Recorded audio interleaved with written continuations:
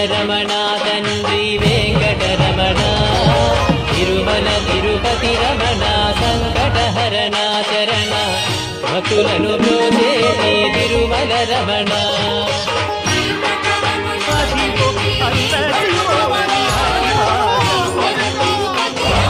పెరిగిపోవడం మొదలుపెట్టారు. పెరిగిపోవడం మొదలు పెడితే రవిబింబం ఉపమింప ప్రముఖ ఛత్రం.